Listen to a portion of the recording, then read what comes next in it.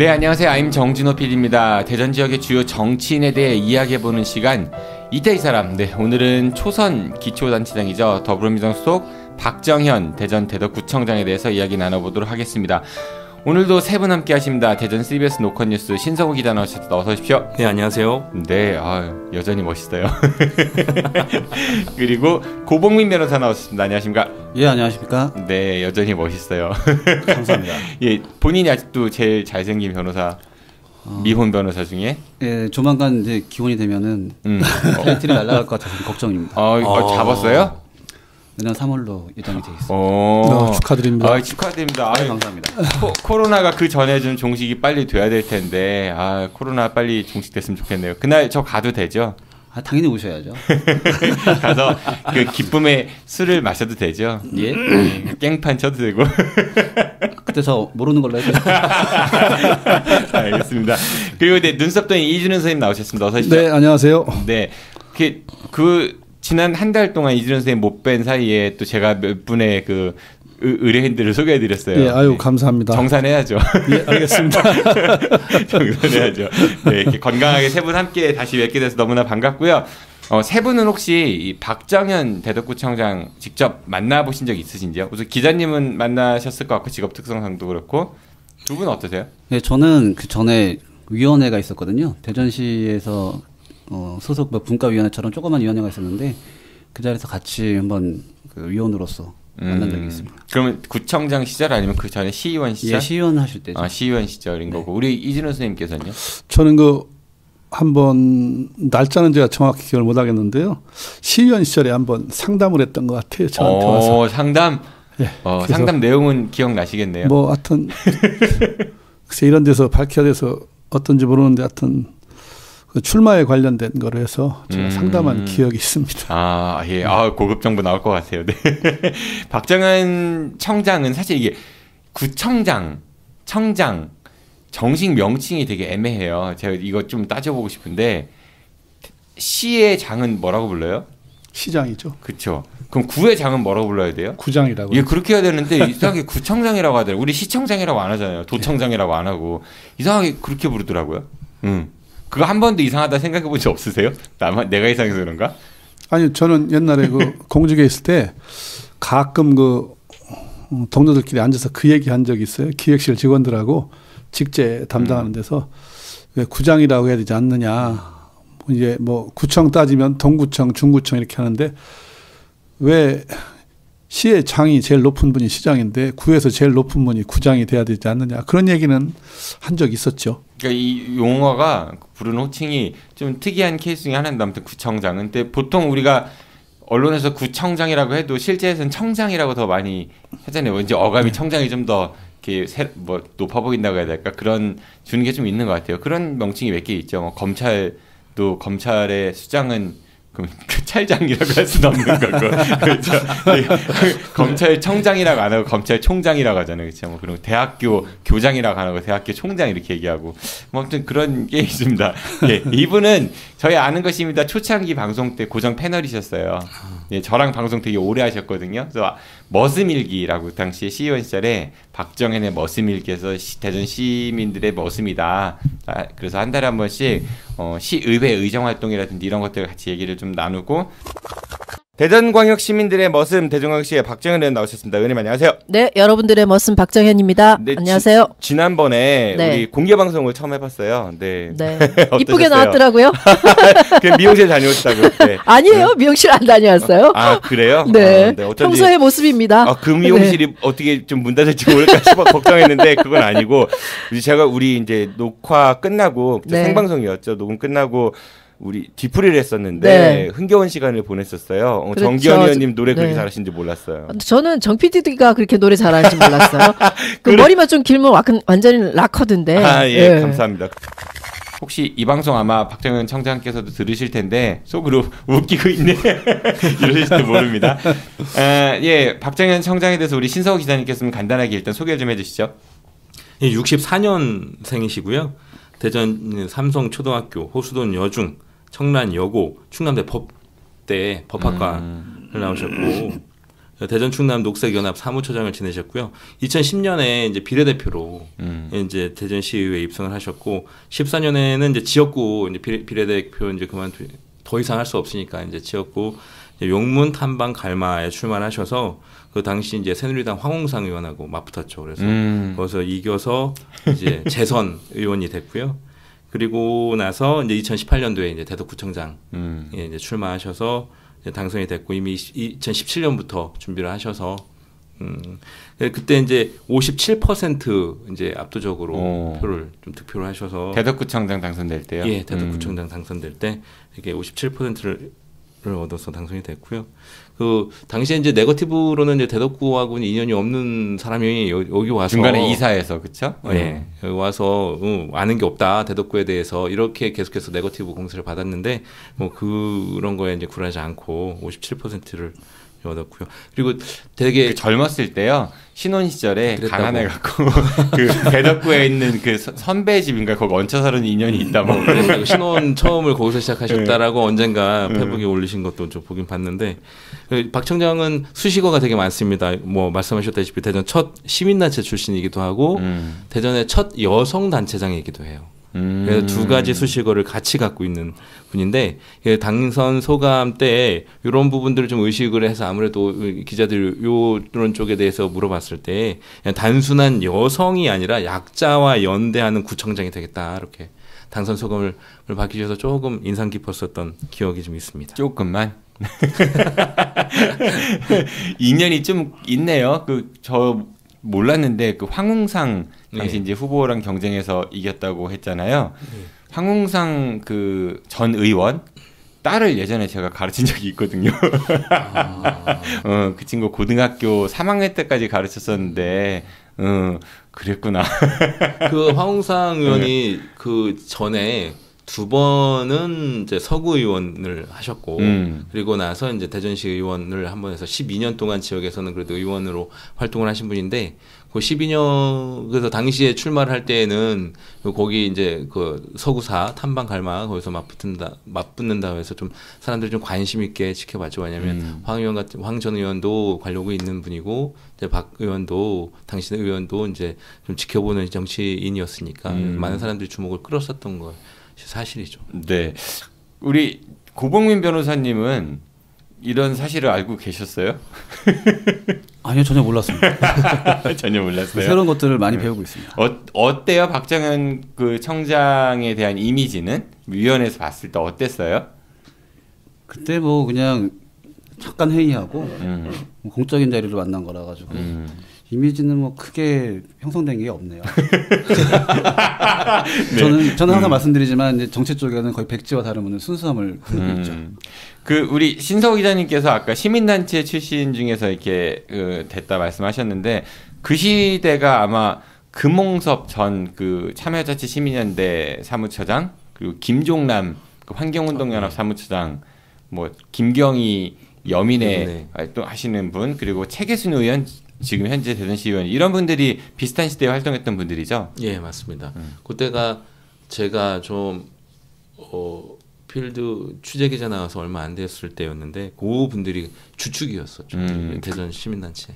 그 중에서 어떻게 보면 1세대로 시민단체 일을 그만두고 정치에 뛰어들어서 선출직까지 뭐 비례대표 빼더라도 지금 출마해갖고 2번이나 이제 지역구에 선거를 나가서 당선된 이력이 있으니까 좀 어떻게 보면은 한 역사를 그었다라고 볼 수 있는 건데 또 바꿔 얘기하면은 이때부터 그 지역의 시민단체들이 좀 너무 정치화되는 게 아니냐 특히 이제 더불어민주당 쪽으로 민주당 계열로 너무 정치화되는 게 아니냐 이런 비판도 좀 있는 것 같아요. 네, 그렇죠. 뭐 아마 환경운동, 시민운동 하셨으니까 그렇게 하시다가 어찌 보면 성공한 케이스죠. 뭐 요즘 대세가 그러니까요. 뭐 주민자치에 관련해서 여러 가지 있고 사실은 시민단체 운동하시는 분들이 뭐 정치하는 사람들이 많아졌거든요. 그러다 보니까 이제 뭐 긍정적인 부분도 있지만 아까 PD님께서 말씀하셨듯이 뭐 또 좀 좋지 않게 보는 시각도 있고. 저 좋지 않게 안 봤어요. 아니요. 제가 언제 좋지 않게 시중 여론이요. 아니 PD님이 말씀하시는 그 말씀 중에 정치화된다라고 얘기했지. 제가 그러니까 너무 너무 시민운동 하시던 분들이 탈정치화 해야 되는데 조금 좀 정치화 속성으로 들어가는 게 아니냐 해서 곱지 않은 시선도 있는 것은 사실이겠죠. 네, 저는 그런 얘기한 적이 없습니다.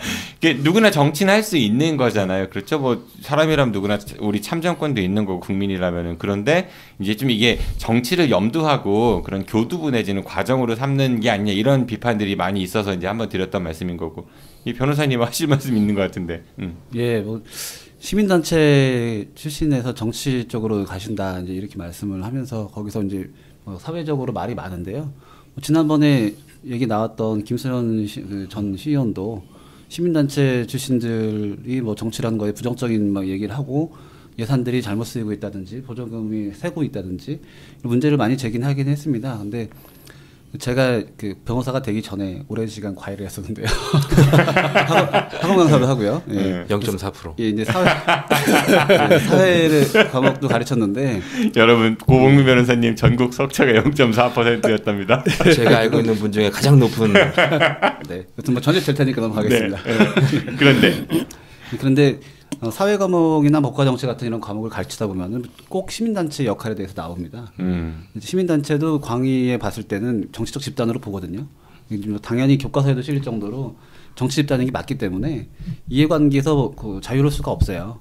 그래서 국민들의 참정권이라든지 참여할 수 있는 권리를 시민단체를 통해서 이제 표현을 하는 것뿐이지 본인이 정치인이 되겠다든가 권력을 잡겠다든가 이런 문제들이 같이 엮여 있다고 생각이 됩니다. 그래서 우리가 뭐 시민단체 출신들이 정치를 한다는 부분에 대해서 왈가왈부할 것이 아니라 그 시민단체 출신을 할 때 시민단체를 활동을 할 때 그 과연 그 정치인이 어떻게 활동을 했는지를 잘 평가를 해서 뽑아주는 말지 아니면 뽑아줄지 말지를 냉정하게 판단하는 것이 더 중요하다고 생각이 되거든요.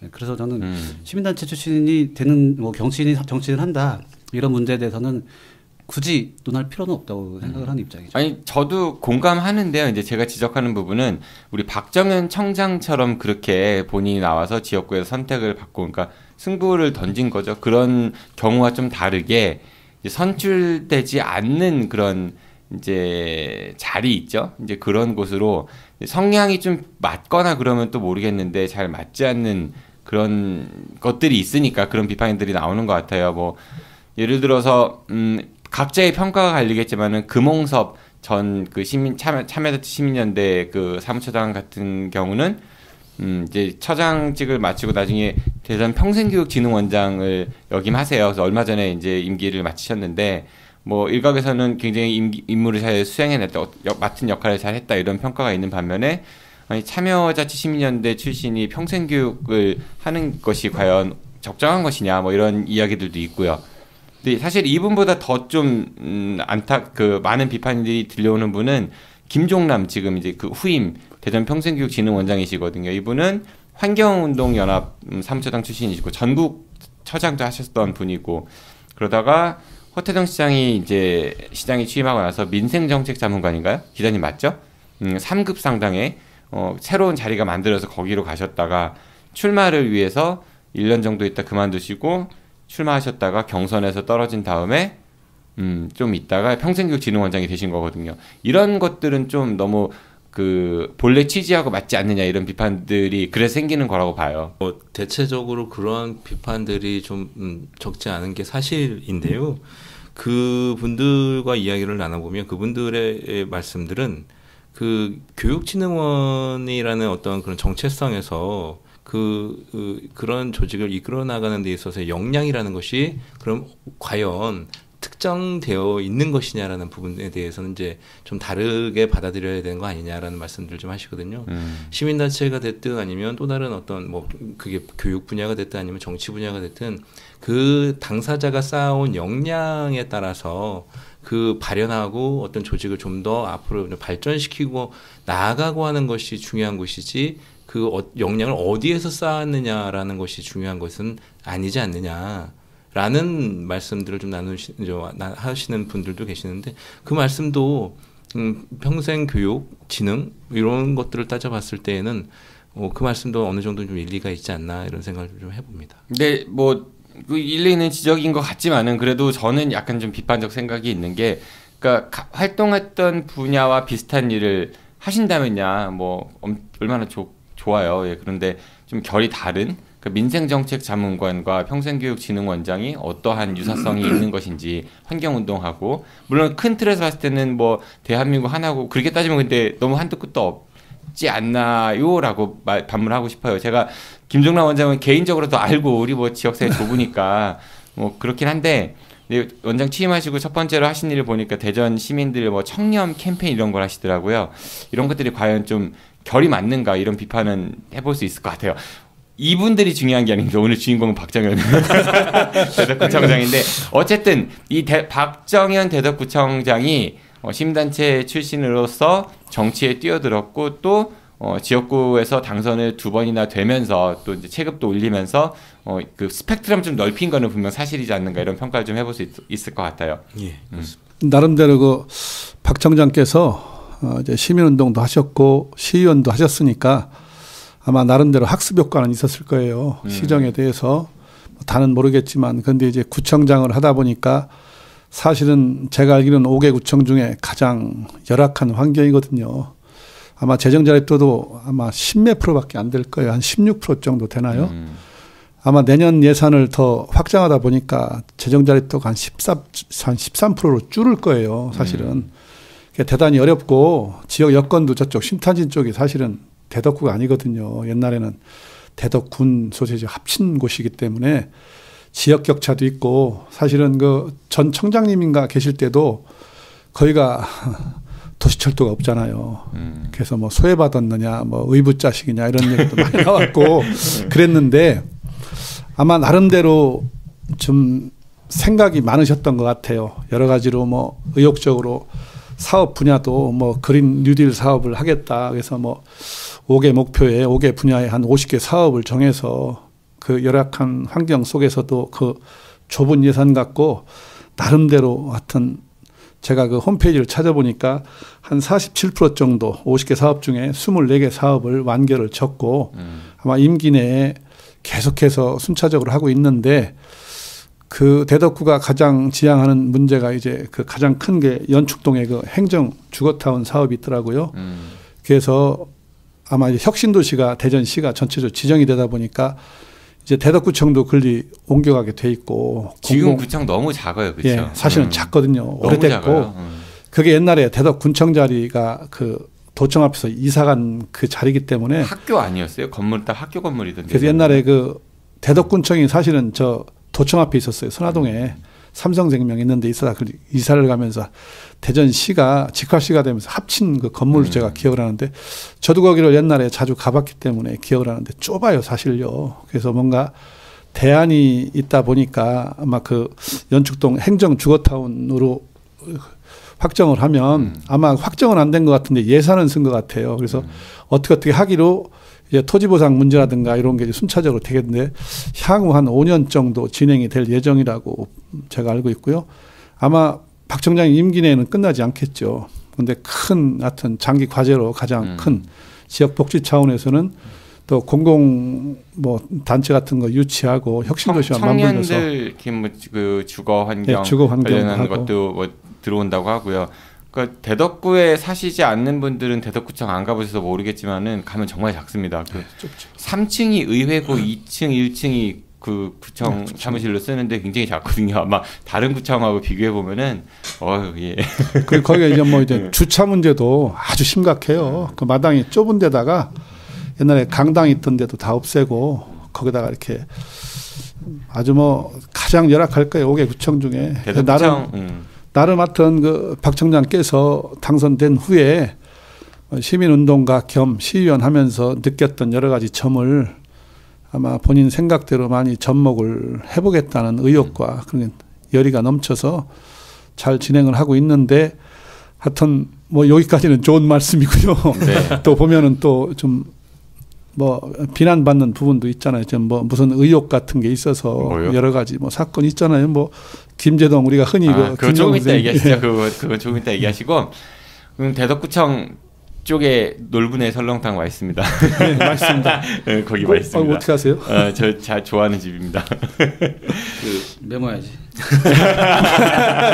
아, 정말 맛있어요. 국물도 맛있고 거기 꼬리찜이 굉장히 맛있습니다. 자꾸 딴 얘기를 하는 것 같은데 대덕구가 좀 열악하다고는 해도 면적도 넓고 또 혁신도시도 지정이 됐고 앞으로 좀 무궁무진하게 발전할 가능성이 또 동시에 있는 곳이기 때문에 그 행정당국이 어떻게 그림을 그리냐에 따라 가지고 이 도시는 더 잘 성장할 수 있지 않을까 그런 기대 좀 해봅니다. 시의원 시절 박정은 그 당시 대전광역시 의원에 대해서 좀 얘기를 해볼게요. 예전에 이분이 단식을 하셨었거든요. 네, 단식.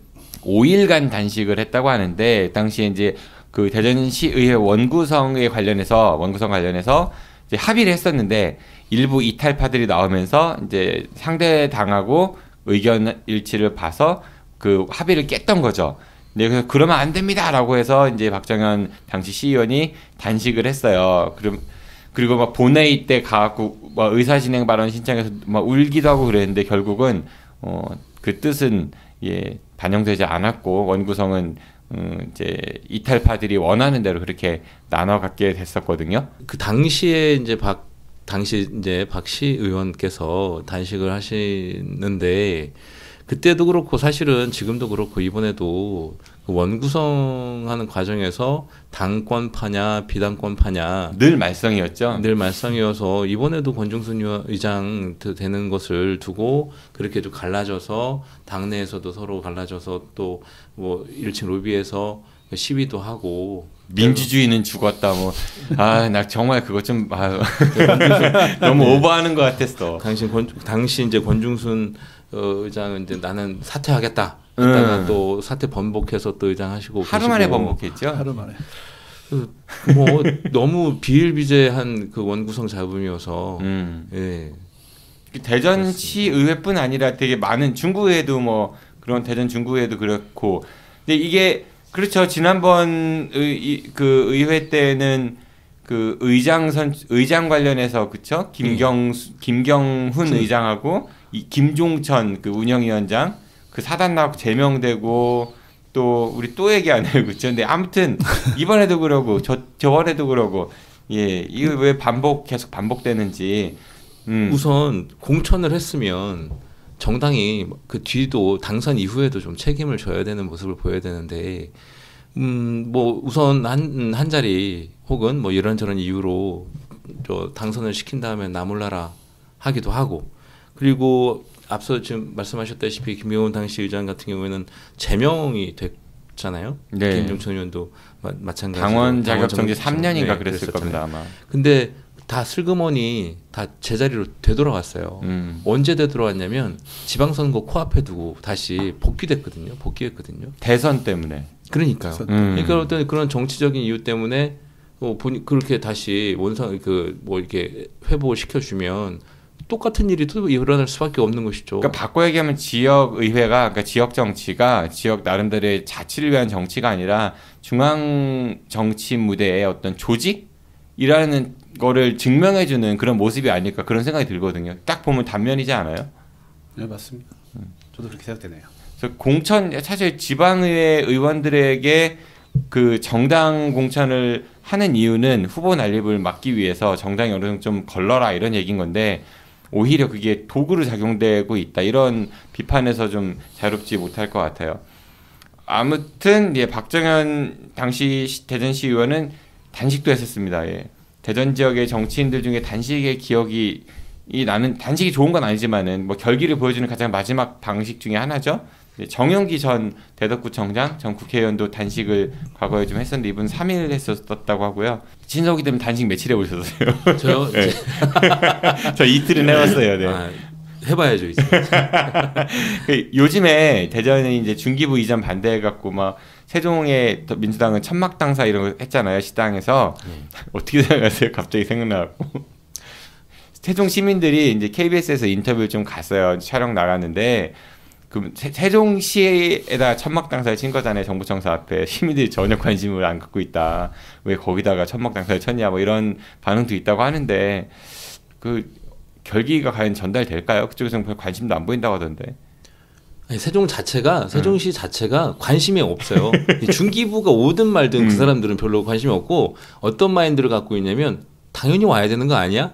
라는 말이에요. 그러니까 서울에 있는 여러 가지 부처, 국회 다 온다고 하는데 당연히 저 중기부도 부처니까 당연히 와야지. 끝. 더 이상 뭐 대전에서 왜 그래? 이런 관심이 없어요. 대전에서 왜 그러는지에 대한 관심조차 그러니까 없어요. 이게 천막 당사 한 게 과연 효과가 있겠냐는 거지. 그 천막 당사는 세종 시민들한테 보여주기 위한 것이 아니라 이제 정부 혹은 청와대에 이제 보여주기 정부나 위한 청와대에도 그게 어필이 것인데, 되냐는 거죠. 그러니까 아무래도 뭐 시장과 뭐 시의장과 뭐 지금 뭐 사진 찍기 위한 거 아니냐 뭐 다 이런 비판도 올라가서 많거든요. 저는 그 집권 여당이 그 천막을 쳤다는 것 자체가 조금 그 뭔가 결기를 좀 세게 좀 보여주기 위한 것인데. 그곳은 천막 당사 그러면 이제 예전에 박근혜 2004년도에 박근혜 당시 한나라당 그게 생각이 나잖아요. 그것처럼 저는 왜 대전시당에서 왜 이것을 했을까라는 부분에 대해서 조금 많이 좀 깊게 좀 생각을 해봤거든요. 차라리 집단 단식을 하든지 지금 박정현 당시 대전시의원 단식 얘기가 나와가지고 우리 혹시 이 방송을 허태정 시장님이나 아니면 다른 국회의원분들 아니면 뭐 우리 국회 그 기초단체장들 여러분, 네 박정현 청장 포함해서 들으시면 단식 한번 고려해 보십시오. 결기를 보여주려면은. 근데 아마 그 답답하실 거예요. 뭐 아까 피디님 말씀처럼 기자님 말씀처럼 세종 제가 가끔 가는데요. 관심이 없죠. 당연히 오는 거고 아마 그럴 거예요. 대전시에서 그렇게 하는 거는 어찌 보면 보여주기 식으로 뭐 중기청이 이렇게 한다고 그래서 안 가는 건 아니고 다 결정이 났으니까. 낫다고 뭔가, 생각을 하시는 네, 거죠. 네. 저는 낫다고 생각을 하고요. 구해드렸습니다. 네. 네. 그래 보이고. 아마 그러니까 뭔가는 하여튼 액션은 취해야 되겠는데 참 궁색하죠. 네. 뭐 특별하게 할 게 없으니까 네. 아마 그런 게 아닌가 저는 그렇게 생각을 네, 합니다. 다시 박정현으로 넘어오죠. 네, 말씀하세요. 이게 중기부 이전에 대해서 우리 대전시당 여기 대전시당이 민주당이지만 민주당 대전시당이 가서 그 천막 농성을 한다는 것 자체가 어쨌든 이마만큼 굉장히 반발하고 있다는 것에 대해서 보여주기면서도 이것을 통해서 중기부가 잔류를 한다라면 뭐 대전 입장에서는 대전시 입장에서는 뭐 어느 정도 성과를 이룬 것이고 만약에 그렇지 않고 중기부가 이전한다 하더라도 뭔가 이걸 통해서 새로운 다른 것들을 받아낼 수 있다면 그것도 대전시 입장에서는 성과가 될 수 있는 것이죠. 아무것도 안 하고 그렇구나라고 해서 그냥 손 놓고 있다가 중기부가 떠나고 아무것도 오지 않으면 그건 또 이제 대전시 입장에서는 그 손해가 될 수 있는 것이죠. 그러니까 꼭 이 중기부를 꼭 잔류시켜야 되겠다라는 것도 있을 수 있겠지만 이것을 통해서 뭔가 정치적으로 또 다른 어떠한 성과를 어떤 것들을 또 협의를 좀 해야 되는 어떤 그 수단으로서 또 활용할 수 있는 카드가 아닌가 그렇게 또 접근해 볼 수도 있지 않을까 싶어요. 이게 뭐 맞는 일리 있는 지적이세요. 네. 네. 저는 개인적으로는 중기부가 남아도 네. 상처투성이기 때문에 사실은 쉽지 않을 거고요. 남을 확률이 별로 없어 보이고요. 그러니까 그렇다면 실리를 추구해야 되는데 저렇게 뭐 출구가 없어 보이는 듯한 저런 행동이 과연 얼마큼 득이 될까. 결국은 야 혁신도시 줬잖아 라고 하는 우리가 그 대전시에서 그렇게 싫어하는 빅데이터의 모습으로 갈 여지도 있어 보이기 때문에 오히려 이제는 좀 실리를 찾는 방향으로 좀 선회를 해야 되지 않을까. 저 천막 농성이 출구 전략일 수 있어요. 별로 출구가 보지 않아요. 그렇고 네, 그 정도로 얘기하죠. 그리고 이 박정현 청장은 뭐 많이 알려져 있지만 박범계 국회의원 라인이다 뭐 이런 이야기도 많이 있는 것 같아요. 그래서 공공연하게 들려오는 얘기들도 많았고 또 지난 지방선거 때 박범계 캠프에서 좀 경선에 도움을 준 거 아니냐 이런 의혹을 김소연 전 대전시 의원이 제기를 하기도 했었거든요. 뭐 박정현 청장 측에서도 이거에 대해서 크게 부인하지는 않을 것 같은데요. 여기서 이름을 밝히는 그런데요. 대덕구에서 삐처리해드릴게요. 네. 예, 구의원 아마 출마 관계 때문에 경선에 관련됐던 분이 제 아는 분이 있는데 개인적으로는 제 매형이거든요. 자 그런데 저희 매형의 얘기를 들어보니까 아마 노골적으로 그 당원들한테 전화한 건 사실인 것 같아요. 그래서 뭐 권리당원이었으니까 저희 매형도 뭐 그런 얘기 다 듣고 이게 잘못된 거 아니냐 항의도 해보고 그런데 뭐 그런데 이 경선 결과도 그렇고 본선 결과도 그렇고 워낙 차이가 많이 났기 때문에 그러니까 만약에 비슷비슷하게 이겼으면은 그런 논란이 더 커졌을지도 모르는데 워낙 큰 차이로 이겼기 때문에 사실 그런 논란들은 좀 사그라들었지 않았나 이런 생각도 좀 들기도 하고요. 5개 구청의 5개구의 그 구청장들 중에서 뭐 각자 대표되는 그런 이제 정책이나 이런 것들 우리가 얘기해 볼 수 있잖아요. 근데 딱히 많이 안 떠오르는데 근데 박정현 청장은 이거는 좀 떠오르는 것 같아요. 대덕 이로움. 대전에서 먼저 이 지역화폐를 시작을 했고 그러니까 온통 대전이 그 뒤를 이어서 해서 사실 또 미묘한 갈등도 있었잖아요. 대덕구와 대전시가. 그렇죠. 이제 이 지역화폐를 제일 처음 대전에 도입을 한 게 이제 박정현 청장이죠. 대전시는 이제 뒤늦게 온통 대전이 이제 들어왔는데 대덕구는 그 대덕 이로움이라는 것을 지역화폐뿐만 아니라 하나의 플랫폼으로 지금 지역의 플랫폼으로 이제 성장을 시켜서 많은 정책의 이로움이라는 부분들을 이제 브랜드를 갖고 가고자 하는 와중인 것이죠. 그리고 이제 그 실제로 그 플랫폼을 보면 그 안에 탑재될 수 있는 기능이 많고 온통대전하고는 좀 다른 개념의 플랫폼으로 지금 자리매김하려고 하고 있는데 말씀하신 것처럼 그런 갈등 혹은 뭐 대립 혹은 뭐 여러 가지 뭐 표현 우리가 먼저인데 뭐 이런 거부터 해가지고 예, 그런 게 있죠. 그 대덕구에 그 들어올 돈이 또 역외로 나가게 되는 거 아니냐 뭐 이런 그 우려도 있었었고요, 그렇죠? 뭐 지역 경제 활성화를 위한 차원인데 대덕구가 상권 인프라가 적기 때문에 결국 온통 대전이 다 통용이 되면은 그 효과가 반감될 수 있지 않냐 이런 얘기 있지만 실질적으로는 발행 액수는 계속 늘리는 것 같아요. 잘 되고 있는 것 같아 보이죠? 예, 올해 뭐 800억 지금 현재 800억이고 내년에 1000억까지 이걸 발행 규모를 더 확대하겠다라는 게 지금 대덕구의 계획이고요. 요즘 사실은 이 지역화폐를 둘러싸고 대전시하고 대덕구하고의 어떤 그 대립이 되게 고조되고 있어요. 사실은 경쟁이 꽤 치열하더라고요. 치열하고 대전시에서 그 온통대전으로 이제 흡수를 하고자 하는 것 같아요. 그래서 이로움은 이제 더 이상 하지 말고 온통대전으로 하자라는 뜻을 계속해서 전달을 하는 것 같고, 이제 대덕구 측에서는 우리가 먼저 시작을 했을 뿐 아니라 뭐 이런 플랫폼으로 우리가 계속해서 확장을 시켜나가고 있는데 그쪽으로 이제 흡수되는 것은 좀 바람직하지 않다라는 얘기를 하고 있는데 대전시에서 최근에 제가 알기로는 조례까지 개정을 해서 신설이죠. 그러니까 조례까지 제정이죠. 조례까지 제정해서 대덕구 그러니까 대덕 이로움에는 어떤 그 지원을 해주지 않는 식으로 지금 추진을 해 나가고 있는 것으로 파악이 되고 있어요.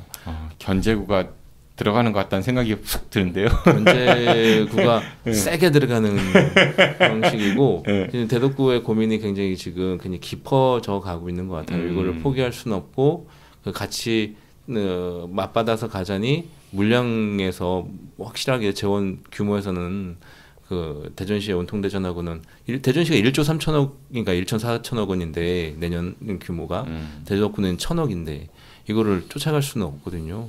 뭐 행안부에서 이제 정부에서 지원을 보전을 해준다고 하지만 그 이외의 어떤 이벤트라든지 이런 데에서는 절대 따라갈 수가 없기 때문에 어떻게 해야 되는지 굉장히 좀 소가리를 하고 있는 것으로 알고 있습니다. 그 인센티브 면에서 그래서 아마 조정을 한 것 같아요. 온통대전보다 조금 더 인센티브를 더 주자.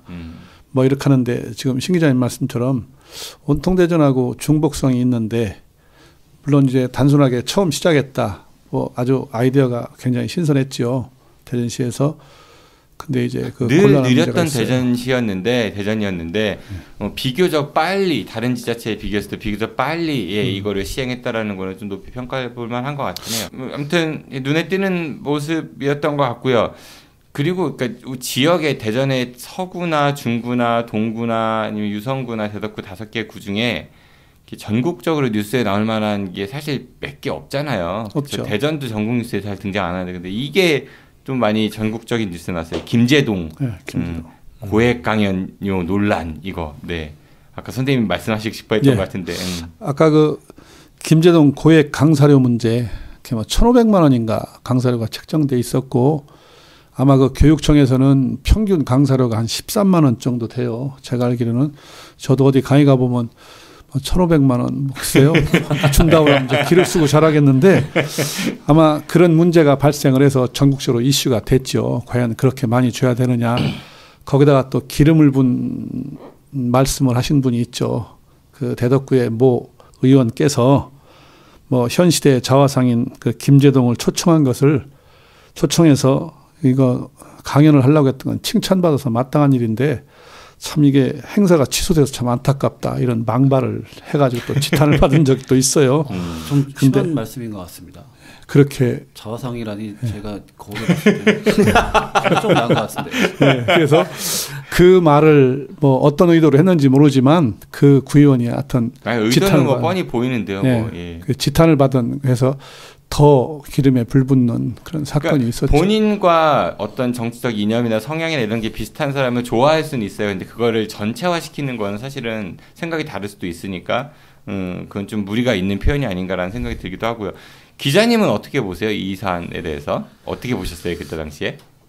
저는 뭐 별 생각 없이 봤었죠. 그러면 안 되긴 하지만 근데 결과적으로 그 가격이라는 차원에서 봤을 때는 시장에서 결정되는 게 가격인 것이고 수요가 있으니까 공급이 있는 것이고 자본주의에서 그 가격이 합당하지 않으면 구매를 하지 않으면 되는 것이고 합당하니까 구매를 한다라는 차원에서 접근을 해보면 그 1,550만 원이라는 것은 굉장히 과도한 건 맞죠. 근데 그것은 우리가 일반적으로 생각할 때는 과도하다라고 우리가 느껴지긴 하는데 그게 형성된 시장의 가격이라면 그것을 구매하느냐 하지 않느냐라는 것은 이제 구매자 소비자의 이제 이 선택권인 것이고 그것을 이제 대덕구청은 샀다라는 표현을 볼 수 있는 것이죠.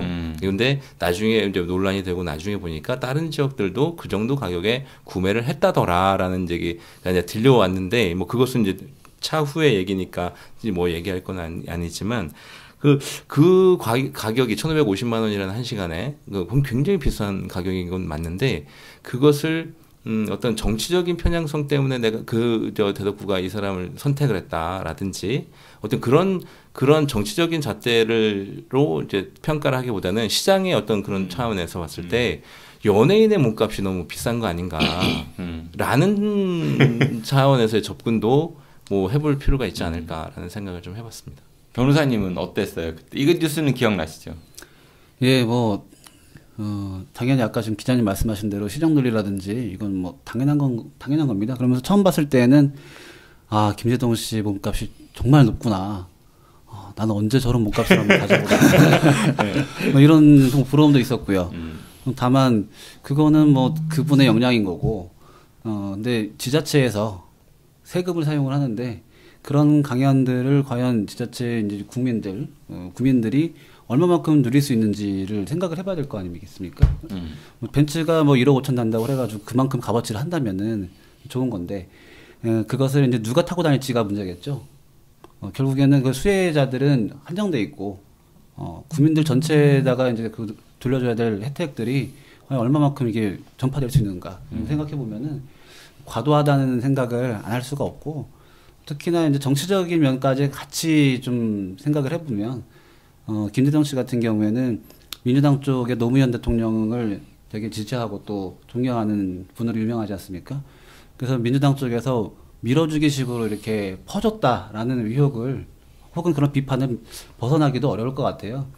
그래서 지자체가 아닌 다른 일반 뭐 사기업이라든가 이런 뭐 단체 다른 이제 사적인 단체에서 했다고 한다면요 뭐 전혀 문제 없겠지만 지자체에서 했기 때문에 비판은 충분히 좀 감수를 해야 된다고 봅니다. 한 걸음 더 들어가 보면요, 이거 신 기자님이 되게 잘 쓰시는 표현인데, 저 그런 표현 안 써요. 들여다본다는 표현 써요. 그런데 김제동이라서 더 그러지 않았나 사실 저는 그런 생각이 들거든요. 하필이면 그 인물이 김제동이었던 거죠. 돈도 돈이지만, 그러니까 돈 재정 자립도 이런 얘기는 뒤에 이제 끌어오기 위한 논리인 것 같고, 왜냐하면은 박명수 씨가 왜 토질 페스티벌 한참 했었었죠. 대전 방문회 해가지고요. 더 비쌌거든요. 더 비쌌죠. 근데 얘기도 안 나오잖아요. 박나래 씨도 와서 이제 했었죠. 네, 여러 번 왔었는데 더 비쌌거든요. 근데 얘기 안 나오잖아요. 만약에 돈이 문제였다면 이번에 또 제가 얼마 전에 방송했던 건데 카카오톡 그 대전시에서 이모티콘 발행했거든요. 그 그림 보셨어요? 혹시 지금 서비스 종료됐거든요. 한 달짜리여가지고. 맞아요. 예, 그게 그림왕 양치기 뭐 양경수 작가라는 분한테 의뢰를 한 건데 그 유명한 분이라고 하더라고요. 웹툰 작가. 저는 잘 모르는 분인데 어쨌든 그 이모티콘 이미지 만드는데도 1,500만 원 정도 줬다고 하더라고요. 근데 그런 건 얘기 안 하잖아요. 그러니까 저도 사실은 개인적으로 과하다라는 생각이 들긴 하지만은 그게 김재동이어서 더 이렇게 부각된 측면이 있지 않을까 저는 그런 생각도 좀 해봤었어요. 예, 그건 저도 동의를 합니다. 뭐 다른 분들 유명한 예술인들 초청을 해서 음악회를 연다든지 이랬을 때 이만큼의 비판은 많이 똑같지는 않겠죠 아마. 정치적으로 유명한 사람이니까 김재동 씨가 그래서 더 이슈가 된 게 아닌가 생각도 되게 합니다. 네, 그래서 대덕구가 그 박정현 청장과 대덕구가 전국 뉴스에 또 등장했던 그런 사건이었습니다. 기자들 사이에서 평가는 어때요? 현재 박정현 대덕구청장이 직무를 잘 수행하고 있다 이런 평가가 맞나요? 아니면 좀 뭔가 부족하거나 뭐 이렇게 그런 게 또 맞나요? 해피해 보인다. 예, 그러니까 본인의 그 샘솟는 아이디어를 과거에는 그 제한이 있었다면 지금은 인력과 예산을 다 받쳐주니까 하고 싶은 것들 다 할 수 있고 그리고 굉장히 열정적으로 하고 있으니까 볼 때마다 저뿐만 아니라 볼 때 많은 다른 기자들도 볼 때마다 해피해 보인다라는 평을 많이 하고 있습니다. 공무원들은 평가가 어떤 것 같으세요? 혹시 들어보신 거 있어요? 기자님이나 아니면 우리 전직 공직자이셨던 우리 이진우 선생님이나? 글쎄요, 그 지금 대덕구청에 있는 과거의 후배 공무원들하고 가끔 이렇게 뵈면 평이 굉장히 좋은 것 같아요. 그래요? 아이디어도 많고 의욕적이고 또 최초의 여성 청장이니까 나름대로 굉장히 그 섬세한 부분이 있나 봐요. 제 표현이 그런데 과거에 저도 있을 때 보면 조금 좀 그러신 분이 있거든요. 누구 이장우 청장이요? 아니 그런 게 예산을 갖고 약간 정치적으로 자기한테 유불리를 따져서 이렇게 하는 부분이 있는데 아니 그런 건 아니고요. 그런 게 전혀 없이 아마 좀 깔끔하신 것 같아요. 그래서 나름대로 아마 열심히는 하고 계시다. 평도 괜찮다고 저는 생각합니다. 얼마 전에 아까 선생님께서 말씀하셨던 그린 뉴딜과 관련해서 대전에서 이제 시에서 한번 브리핑을 하고 그리고 이제 지금까지 이제 구 중에서는 대덕구만 유일하게 브리핑을 했어요. 이제 그 대덕구청 지하에 보면 이제 청년 벙커라는 공간이 있는데 거기에서 브리핑을 좀 했었거든요. 근데 저가 이제 현장에 가서 본 어떤 느낌은 이 사람이 이걸 다 알고 있구나. 이걸 온몸으로 본인이 다 숙지하고 설명해 주는구나라는. 축사만 하러 온 게 아니라 본인이 브리퍼예요. 본인이 직접 나서서 다 PPT를 다 이제 일일이 설명을 하고 하는데 거기서 묻어나오는 그 자신감, 이 사람한테는 뭘 물어봐도 다 대답을 할 수 있는 그런 거. 실질적으로 질문이 나와도 다 거기서 자신 있게 대답을 해주고 하고 거기에서 이 정책이 왜 해야 되는지에 대한 그런 열정까지도 다 좀 지켜볼 수 있었는데 사실은 그런 단체장이 그렇게 많지는 않아요.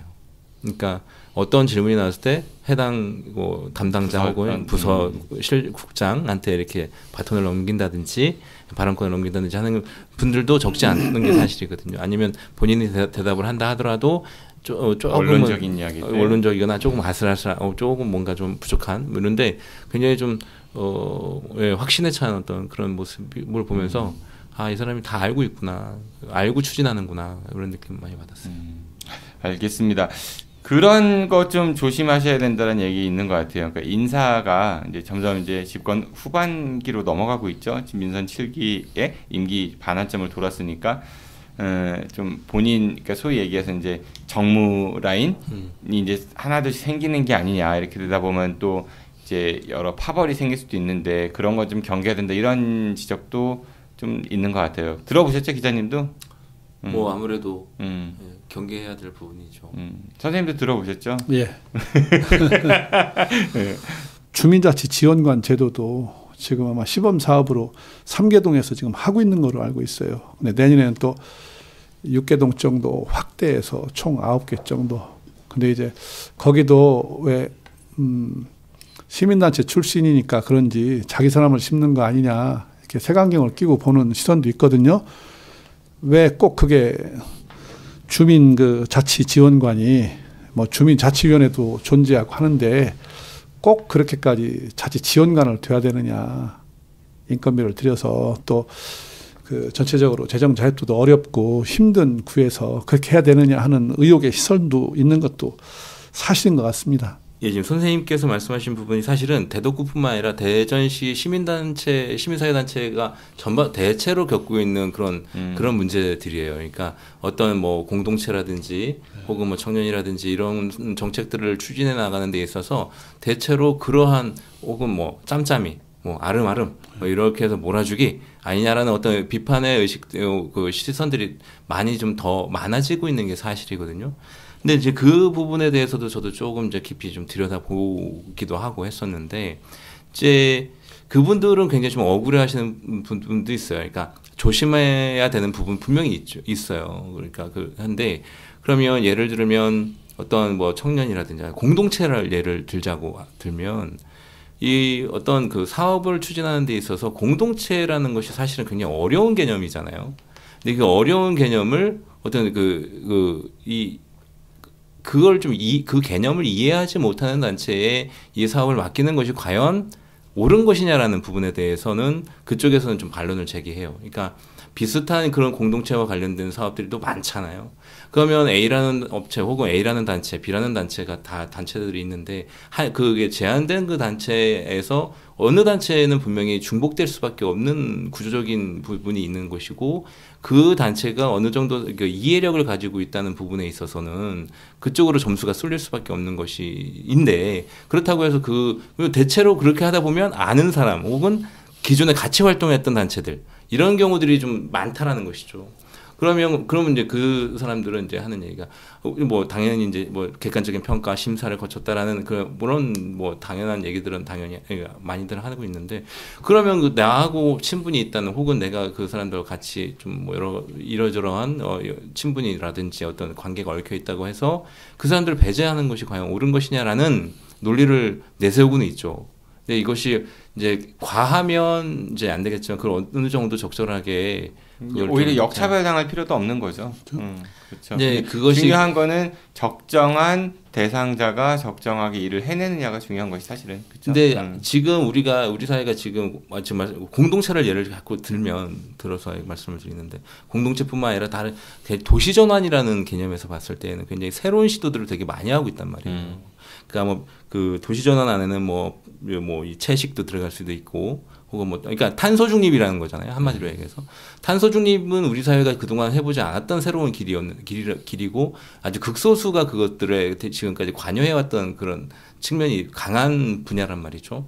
그러한 것들을 탄소 중립을 이해하고 그 사업을 이끌어 나갈 수 있는 그런 이해력을 갖추고 있는 사람이나 단체나 집단이 얼마나 되고 있는 것이냐. 그러면 앞으로 이와 관련된 사업들과 예산과 비중은 늘어나고 확대될 수밖에 없는데 그러면 그 사람들이 뭐 중복된다는 이유로 배제돼야 되는 것이냐라는 부분에 있어서는 우리가 전체적으로 조금 생각을 좀 해볼 필요가 있지 않을까. 물론 뭐 너무 이 집중되는 것은 안 되죠. 이제 그런 저변을 확대해 나가는 차원에서의 어떤 골고루 뭐 안배도 필요하겠죠. 네, 좀 좋은 지적 주신 것 같아요. 네. 제가 생각하는 경계해야 될 지점은 다 두 분 다 뭐 일리 있는 말씀들 주셨는데 그러니까 실제 그 단체나 아니면 그 특정 인물들이 그 역할, 직을 수행할 만한 컨텐츠를 갖고 있느냐.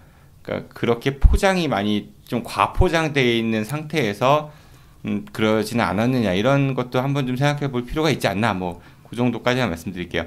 마무리해야 될 것 같은데 시간급이 많이 지났거든요. 박정현 대구청장의 미래는 어떻게 전망하십니까? 이분은 대전시장이 목표다 이런 이야기를 공공연히 하시는 것 같은데 결국에 가서는 다음번 지선 때 대덕구청장의 재선에 도전을 할 것 같으세요? 아니면은 막바로 시장에 한번 도전을 해볼 것 같으세요? 우리 고봉민 변호사님은 어떻게 전망하세요? 항상 정치적인 순수함을 가지고 있는 저에게 이름 먼저 질문하셨습니다. 지금 어디에 찍으실 거예요? 0.4%의 촉을 믿어봅시다. 뭐 저는 일단은 무당파라 가지고요. 제가 이제 선관위 여론조사 심의위원회 이진우 선생님파예요? 네, 선관위 쪽에 위원회를 하고 있으니까 정당적으로 정치적으로 중립을 지켜야 돼서 아니, 선관위 뭐 정당 추천은 아니죠? 그렇죠. 예.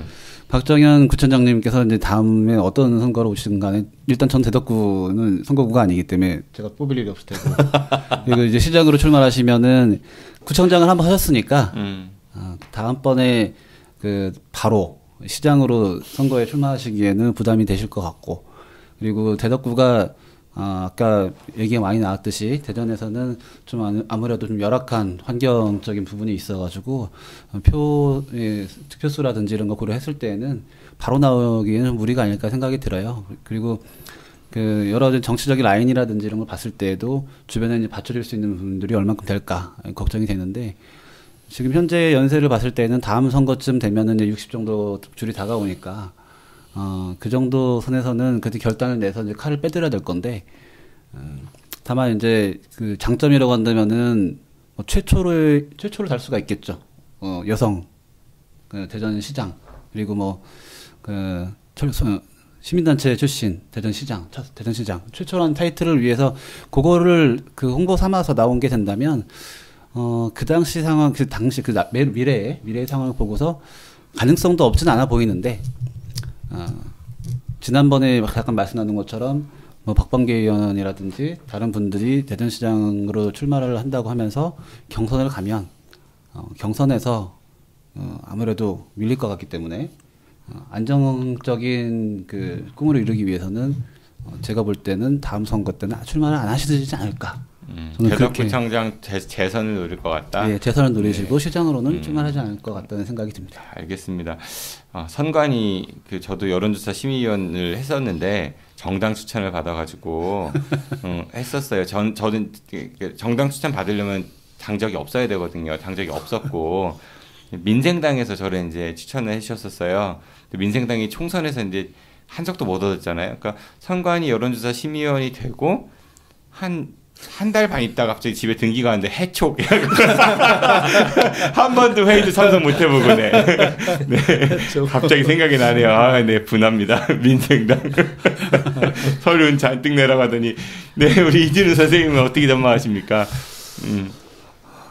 구청장 하시면서 아마 아까 행복하실 거예요, 본인도. 근데 이제 마음껏 평소 생각했던 거 펼쳐 보실 테고요. 그래서 아마 지방자치단체장이 참 좋은 자리라고 저도 항상 생각을 해보고요. 미간말직 해봤지만 소신을 갖고 할 수 있는 자리 좋죠. 근데 아마 본인도 시장의 꿈은 계시는 걸로 저도 개인적으로 알고 있고 다음에 여건이 되면 아마 무리는 하지 않겠죠. 여건이 되면 시장에 한번 출마하지 않겠는가. 저는 그런 생각을 하고 뭐 무리하지 않는 선에서 가능하면 시장 출마하겠지만 안 되면 아마 재선을 노릴 것이다. 다음 기회를 저는 그렇게 전망하고 있습니다. 가장 대답하기 쉬운 답을 주셨고요. 우리 신성호 기자님 어떻게 전망하십니까? 뭐 현장 활동 가서부터 의정 활동도 하시고 했고 지금 단체장 집행부도 이제 해서 좀 두루 좀 경험한 흔치 않은 이제 우리 이제 인물이잖아요.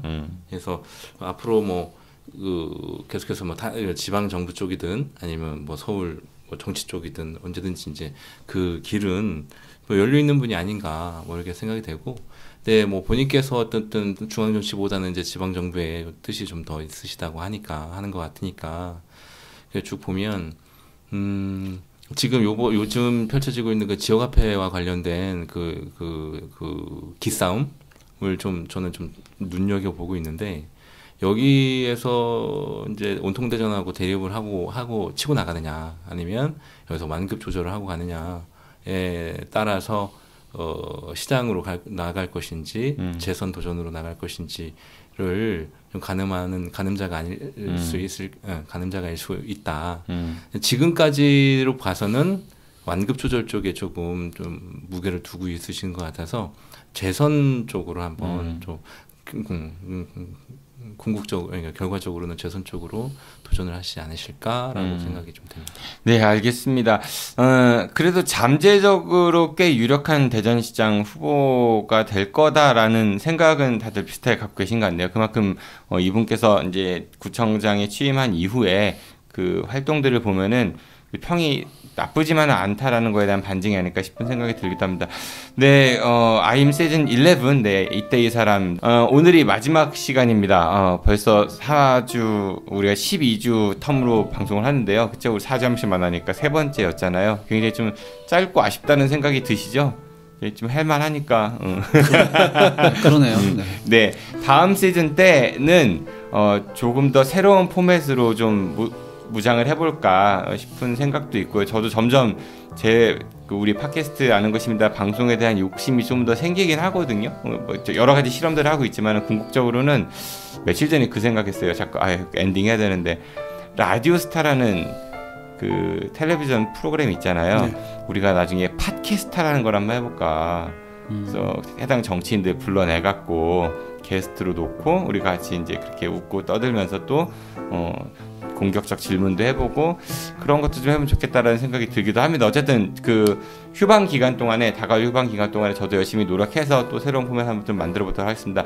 세 분 네, 한 시간 동안 정말 고생 많으셨습니다. 고맙습니다. 안녕히 가십시오. 네, 감사합니다. 고맙습니다. 네, 여러분 저도 그럼 저는 또 뵙습니다. 네, 다음 주 방송이 라떼는 말이에서 찾아뵙겠습니다. 다음 주 수요일 뵙겠습니다. 청취해서 고맙습니다. 안녕히 계십시오. I'll be back. 예, 고생하셨습니다. 고생하셨습니다. 네. 고맙습니다.